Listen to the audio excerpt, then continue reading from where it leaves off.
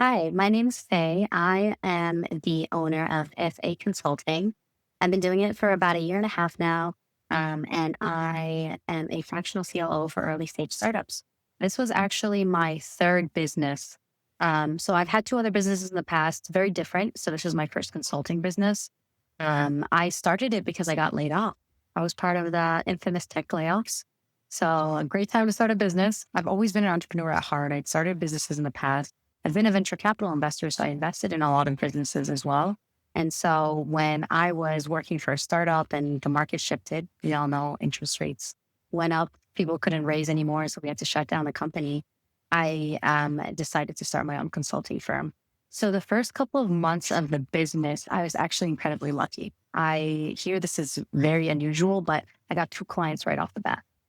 That did something really interesting. It made me a little bit lazy and complacent. I had these two clients. They were paying me a retainer. I thought I was crushing it. I thought more clients would just show up at my doorstep without doing anything. And I learned really quickly that wasn't going to be the case. Lacking a lot of the fundamentals, I didn't know how to build a repeatable process. All of my experience has been in tech. I was coming in really cocky. I was like, I've built products before and I've sold them before. This can be so easy. But building a business that you're kind of selling yourself is completely different. I didn't know how to message it. I didn't know how to position it. I didn't know what are the things I'm supposed to be doing. I didn't know how to reach people. A lot of the things that I thought would come easy to me because I had done it in the past for other types of businesses were not transferable. I learned. I actually don't know how I found Melissa. I said that to her the first time I met her. I was like, I don't know how you got onto my page, but somehow we got connected. I think it must have been through LinkedIn.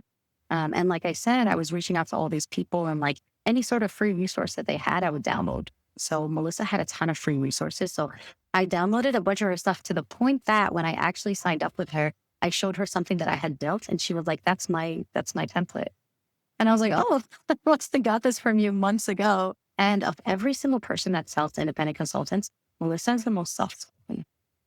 And I thought that was such a different energy than this is how you're going to make $1 trillion next year. The really aggressive, no offense, masculine energy that they're putting out there that's saying, you have to be a billionaire by next year. Working with Melissa was really interesting for different reasons. Um, Number one, obviously, she helped me with running my business, right? She's done it for 10 plus years and she's helped a lot of other people do it. So she had a lot of templates and like just knowledge that she could give me, but that's not where I got most of the value. What I learned working with Melissa is that I have really bad imposter syndrome. I kind of already, I kind of already knew that, but talking to her and having her ask the right questions, I think because she's certified as a life coach, I think that's where that sort of like empathy and asking the right questions comes from. She asked me a few questions and I really dug deep and got to this root cause of like, this is why I'm not taking these steps. It's not because I don't know how, not because I'm not smart. It's not because I'm not figuring it out myself.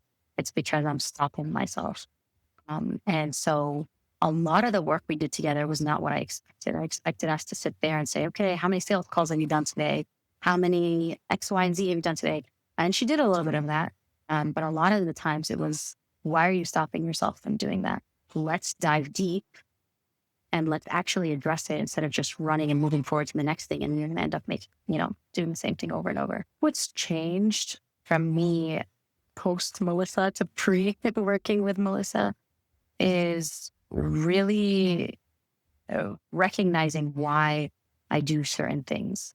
So if I don't apply for a certain contract or if I'm not reaching out to enough people, why is it that I'm doing that? Continuing to push on, but stopping and reflecting, which I never did before. I was very go, go, go. I was like, I've always been in corporate, always trying to climb the ladder. And I don't think I ever stopped to really reflect on anything. Talking to Melissa and like really thinking through my goals and the data. I think she pulls data to help you see what you can't see, which I think is so interesting. So she'll say, look, you talk to this many people. If this many people are not converting, why do you think that's happening? What are the things that you're doing? If you don't stop and reflect and think about every single step of the journey, you're going to miss out on so many things that you can do better, so many things that you did wrong, and so many things that you're stopping yourself from doing. We did a lot of internal work. And the way that that's showcasing today is I am working less hours, but producing more results. And the most important thing is that my sales pipeline, this is going to sound not intuitive, but my pipeline is thinner, but it's more qualified folks. I was really limiting myself to working with a very specific type of business. And if anybody outside of that approached me, I didn't think that I was qualified to answer their questions, right? Or to have a conversation with them or to support them. And so I've been working with bigger businesses, getting paid more, shorter sales cycles, and I have extra free time. It's kind of crazy.